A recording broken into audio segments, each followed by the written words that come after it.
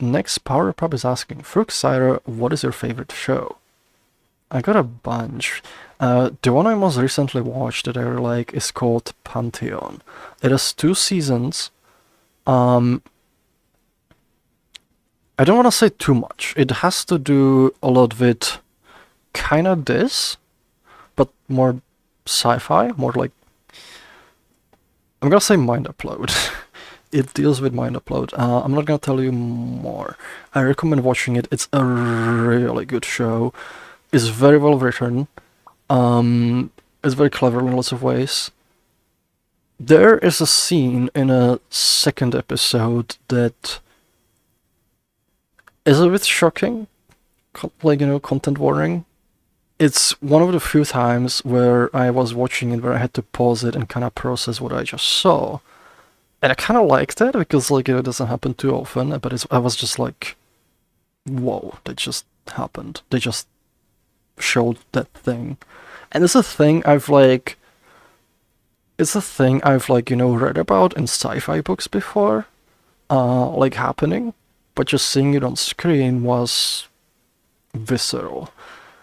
And that's also, like, I'm gonna say that's the worst of it that you're gonna see in the regard. So, like, even if you get a bit like uh from the second episode, you've already been through the worst of it. I recommend watching the rest of it. It's a really good show.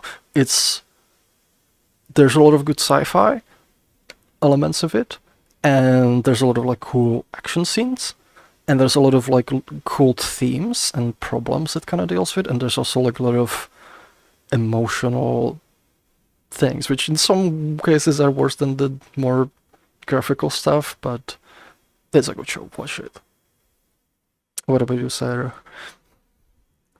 I've I actually have three that come to mind. One of them is a movie though. Um, one of my favorite TV shows as of recent is Castlevania and Castlevania Ah, Nocturne. Those are some of the best like storytelling and like animation that I've seen in like a TV show to date because it breaks the mold of like it's not quite anime, it's kind of like Western anime Castlevania. Um, I think it's actually like a French studio that does it. I can't tell. But it's just it's so good. The storytelling is so good. The character development is so good. The animation, the it's just wham, awesome fight scene. Wham, awesome animation. Wham, oh my god, it's another awesome fight scene that looks like it should be in a movie. Jesus H Christ. ooh. You should really watch that one. Do you need Um, to have played the games to like watch it, or no, is it just it actually it does a good job of um not needing you to like understand the Castlevania lore. I okay? don't understand the Castlevania lore, and I love it. Um, my other one that I really like recently, um, actually this was a little bit ago. I like Foundation. Oh, Foundation's a really Foundation's good. good too. It's a really good Yes, sci-fi show. If you think you know sci-fi, this breaks the mold of sci-fi. It's it's good. it's funny because like there's some of the best, like, it's based on the books by Isaac Asimov, but some of the best bits in the show are actually not from the books. Like, they came up with it for Yeah, the show to make it actually possible to film, and like I just like enjoy those elements. It's a very and good show. There should be a third season yeah, like this year, I think. I haven't even seen It's the second one. what? I You're, know. I'm you're, sorry. I you're, gotta watch. you're, I gotta go watch it. Oh my god. you're saying this is your favorite show and you haven't even seen the second season. uh, yeah. And then the last one I can think of is the Dune. I love Dune. Dune, okay. Wait, Dune? Yeah, Dune and Dune Part Two. I guess I don't know. It was Where's a our movies? two-parter. Yeah, Oh, I know. I said one of them is movie. oh, oh. I mean, if we're like going like more, because I was just gonna mention the most recent one, but like one that's also similar vein, um like to Foundation is The Expanse, because Oh that yeah. one, it's so good. It's one of the best sci-fi out there.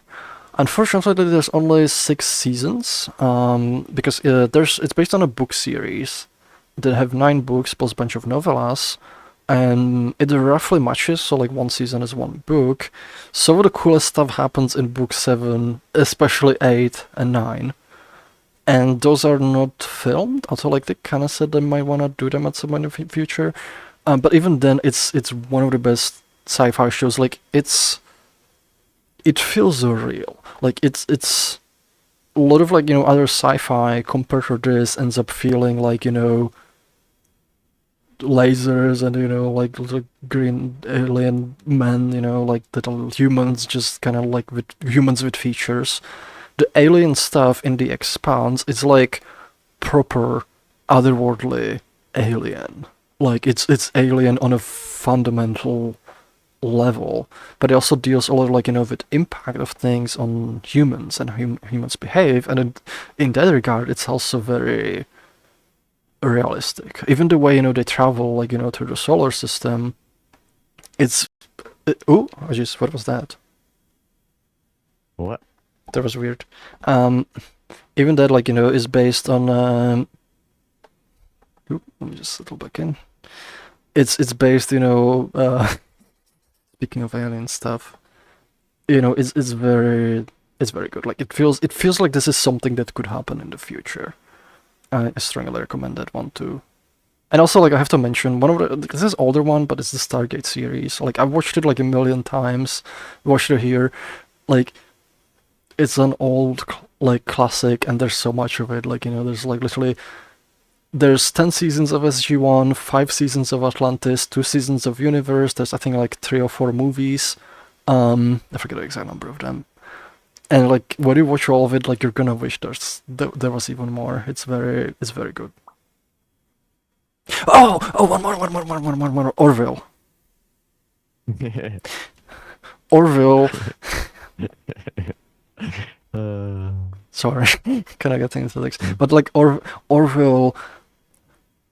One thing I really like about Orville, because like a lot of the sci-fi shows that are like more kind of like dark, and Orville, it kind of captures the spirit of Star Trek, but it feels more modern and more kind of realistic, and it's a lot more positive show. Like there's like still serious and bad stuff that happens, but overall it's optimistic show, which like I feel is kind of like missing like nowadays a lot. Like having positive outlook on the future, kind of the way Star Trek did. And Seth MacFarlane, who like did Orville, he's a huge fan of Star Trek. So, and you can really feel it, like, and it actually has a bunch of like Star Trek people too. And when I originally started watching it, like, I thought it's gonna be, it's a Family Guy in space, it's gonna be silly, goofy. There's humor in it. The first 2 episodes in particular are like quite heavier on it, but then they kind of tone it down. And it's actually just a serious sci-fi show that deals with a lot of, complex topics and a lot of like, serious things. And they even deal with some stuff like, that I wouldn't expect them to deal with, like especially in the later seasons, that are like very serious things, and they kind of deconstruct them in a really cool sci-fi way. Like I get like chills from some of the episodes, and there's still some humor, but it's kind of cool because like like when I watch Family Guy is like joke, it just kind of keeps rapid firing it. But Orville is like literally can be lots of serious stuff happening, and suddenly something funny is like, and you're not expecting it, and it lands much better, like, it just makes you laugh, but the joke also makes sense, in the context of the scenario. It feels more natural. So, like, that one's definitely good to watch. We should probably move to other things. 500 cigarettes. 500 cigarettes. Happy Arbor Day. I was just gonna be quoting things. Yeah, this is a very good show. I would like the corner piece.